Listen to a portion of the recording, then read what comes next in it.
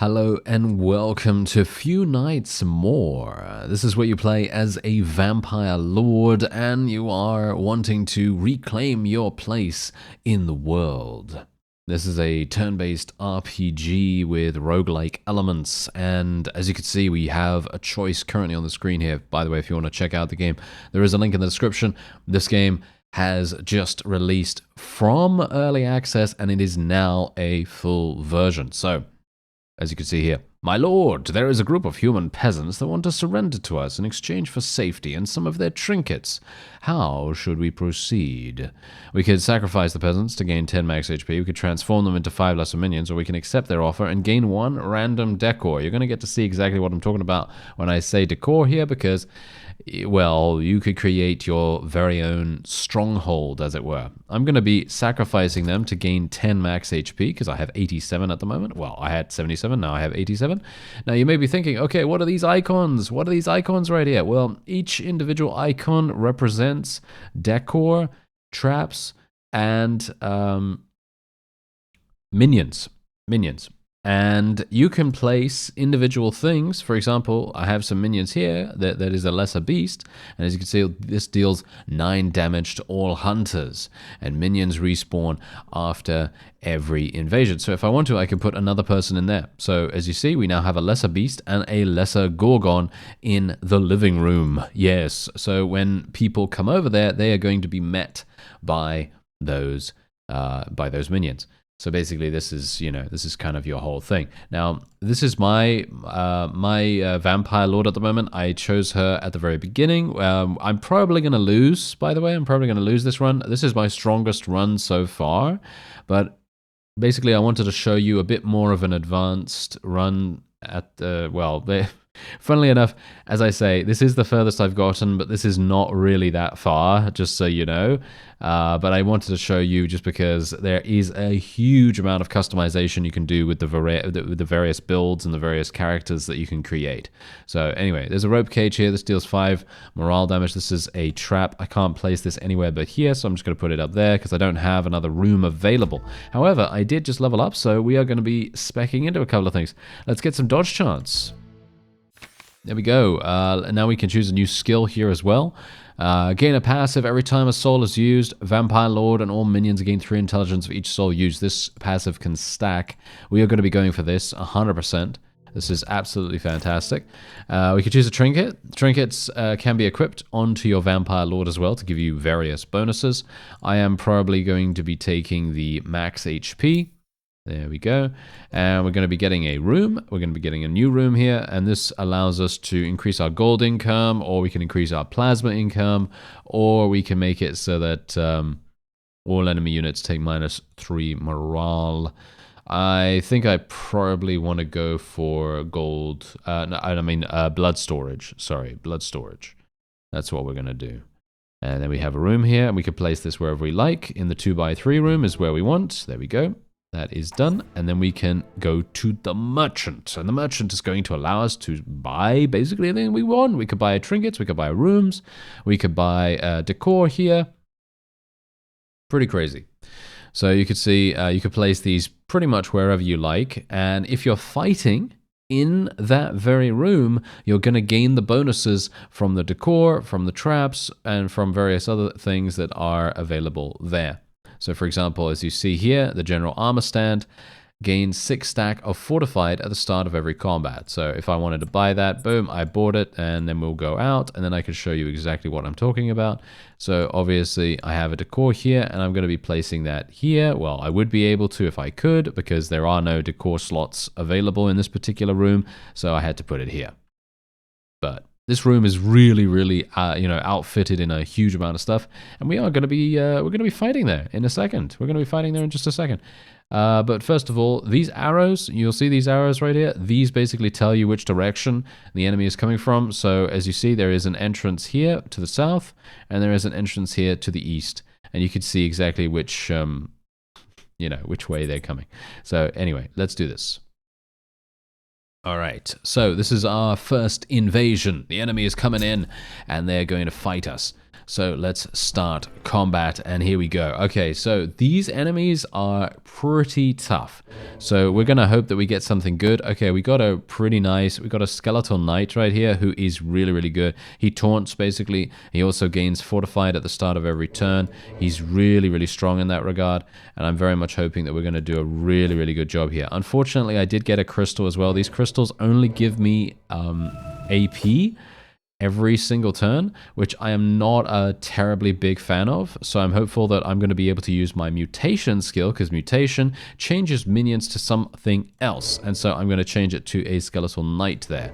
And then I can summon another thing, and then we can use decay pulse. I'm going to try to kill the priest as fast as possible.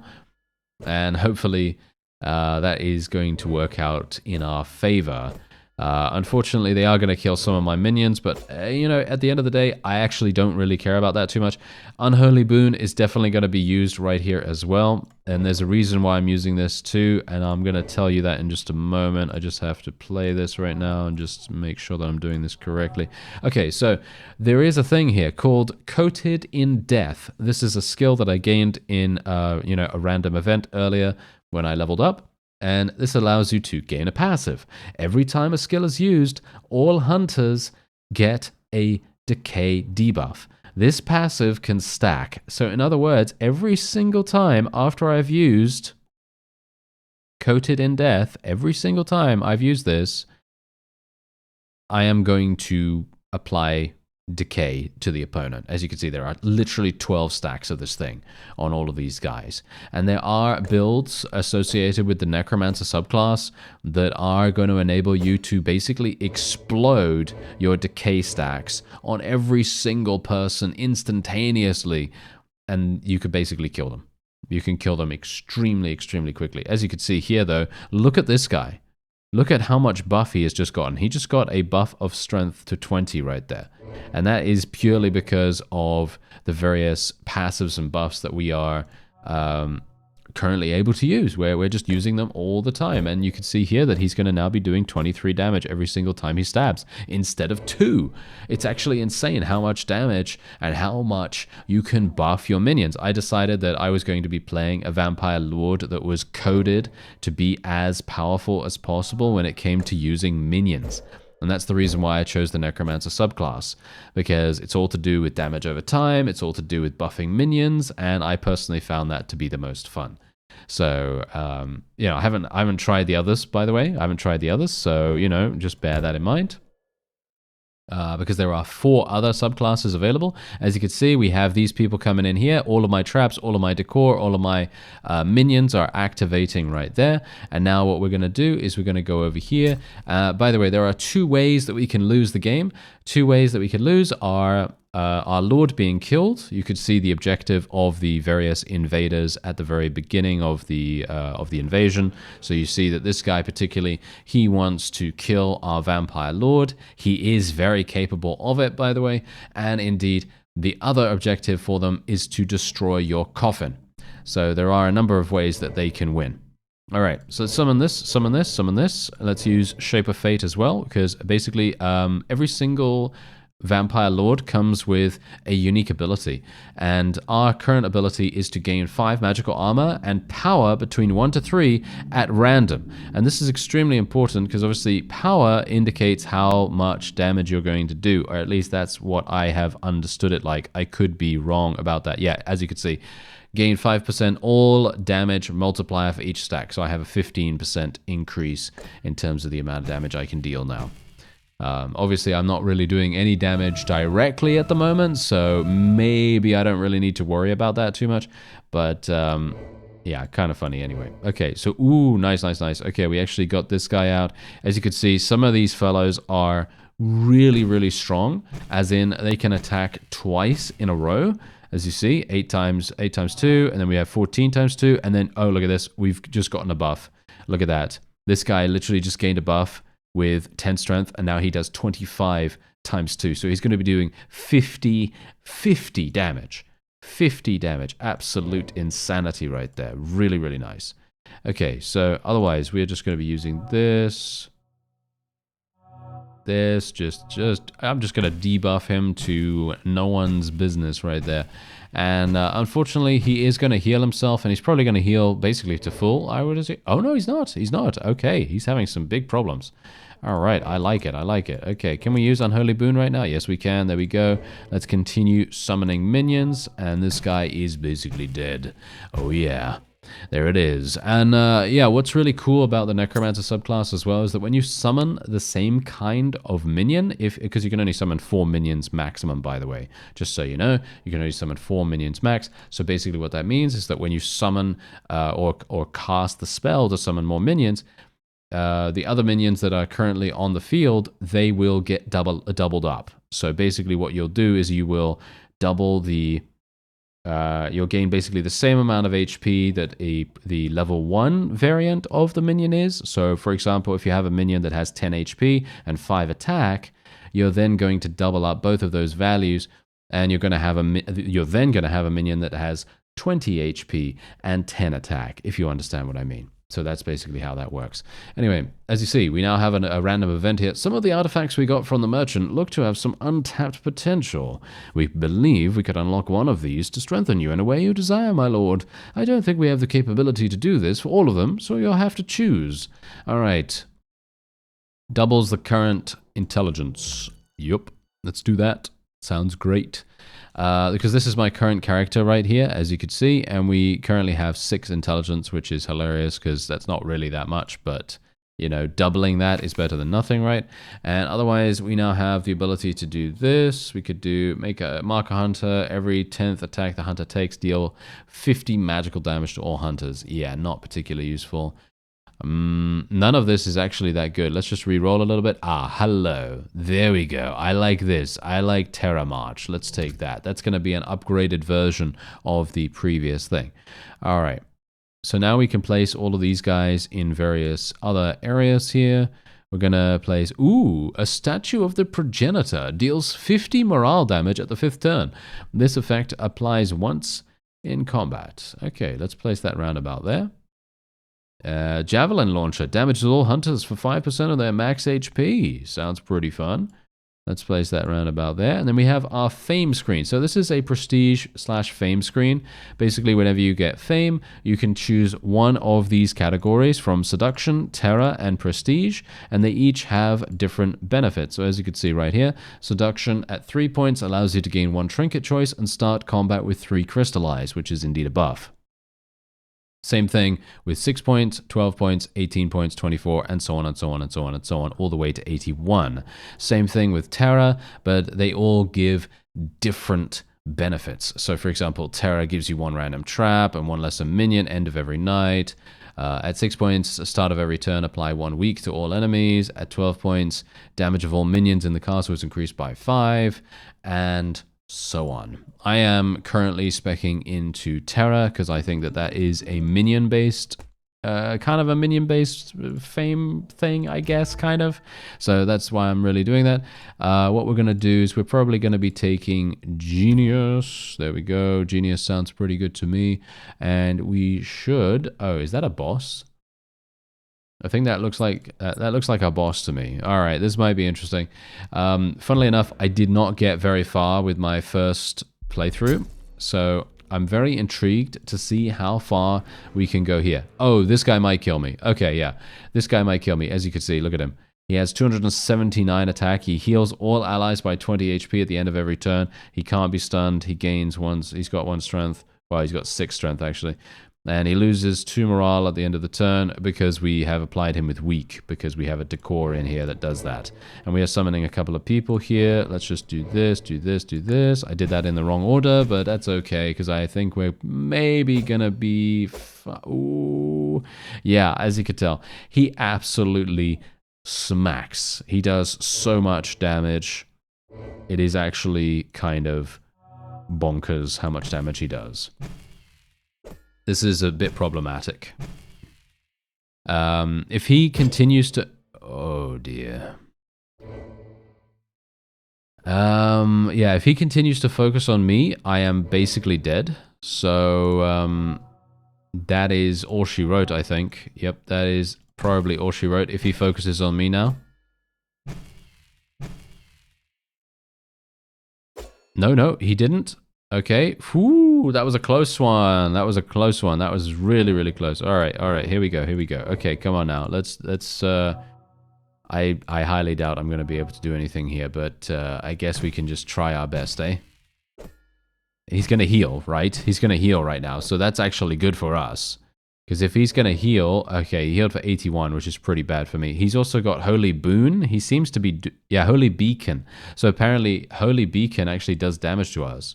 Or it seems to be doing damage to us every single turn. Which is very, very bad. Because I'm basically dead. If we can't kill him this turn, we are done. Oh, we got him, I think. I think we got him. Oh no, he killed us, but we... No! We actually killed him, but he killed us at the same time. That's hilarious. Okay, well, there you go. I did actually want to show you, you know, the character creation anyway, so I suppose it's not really that big of a deal. But what you can do, there are 4 basic clans, or should we say 4 base clans that you can join and indeed play with immediately. As you can see right here, I've been playing with Clan Parlin. And then you can obviously unlock these other 4 with heritage cost. So for example, if I wanted to spend my points here, I could actually do that. So if I want to unlock all of these, I can do all of that. Unfortunately, I don't have any heritage points remaining here, but there are a significant amount of other things that you can spec into. Like for example, here, look at this. You can increase your proficiencies and indeed your, you can make, you know, specific disciplines better, and I'm talking about blood, necromancy, ferocity, and darkness. And the more heritage points you get, as you see here, for every 50 heritage points earned, all vampire lords gain 20 max HP. Funnily enough, I am so bad at this game for some reason. I actually don't know why. I'm not entirely sure why we are suffering so badly, but yeah, I am very unlikely to be able to win for some reason. I really have no idea. I really have no idea what's going on with that. But yeah, anyway, this is who I chose before. As you could see, she does not prefer to fight in the front lines, instead using her magic to buff and help her minions. That's why I decided, hey, I'm going to play as this, because I like playing minion-based characters, right? So I thought that was pretty fun. She starts with 1 intelligence, 5% dodge chance. She can buy rooms, items, minions, and traps with a 15% discount. She has a 20% chance to find rare and 5% chance to find epic decor, which is pretty cool. And then there's her ability, as you know, I've already told you about that. And then we have the next one right here. They all have pretty cool, unique designs as well. And she starts with 1 constitution. She starts with 2 thorns. She gains 3 lesser minions every second night, but she does have 50 gold less income, which is not really that bad. And she can toggle wings between to bolster defense of all allies or to inflict terror every turn. And then you have this one, which is all about lifesteal and doing more physical damage and everything. Play with your prey and mark it to get a bonus if you hunt it down after. Then you have this, who is a seducer. You can see right there, she starts with 1 finesse. She starts with an additional trinket slot, starts with 1 random entertainment room, and she has the ability to seduce the target and cause them damage based on your finesse. And then you have a bunch of others here that I've just unlocked. Actually, I have 3 additional ones that I've unlocked, and I've never seen these ones before. She has the ability to start with 1 additional perk choice. Every time a hunter dies, she gains 1% critical damage increase permanently. That's very impressive. And she starts with 20%, wow, magical damage resistance. That's very, very good. And her ability is to slice the target and deal critical damage in the blink of an eye. And then you have this fellow right here. The Basarab name is known to only 2 beings in existence. One is the venerable and ancient progenitor, and the other is his opposite. In what way? We don't know. But taking it at face value in every possible way. This means appearance, powers, outlook, attitude. There is simply not enough information to form a coherent profile. And so this fellow actually starts with 3 random traps and 1 random great minion, teleports during the invasion phase instead of walking. Each teleport costs 1 move speed, and if a vampire lord engages the battle first, if he does, the vampire lord starts the combat with 5 power, which is insane. And if hunters engage the battle first, a vampire lord starts the combat with 3 vulnerable. Starts with 1 move speed, starts with -6 deduction, and his ability is to create a black hole and deal massive damage to all enemies. And then you have this one, who is indeed a tanky kind of character, and all kinds of other really crazy cool stuff. As you see here, minions die after one fight, but they deal 4 times more damage. And craft a skill out of 4 options with combinations you make. There are so many options in this game, and I have no idea how to really play super well in this, but I just wanted to let you know that this is coming out to a full version, and you should check it out. There is a link in the description, and this is indeed made by the same developer that came up with None Shall Intrude, and you know how much I love that game. So I thought, hey, maybe you're gonna like this one too.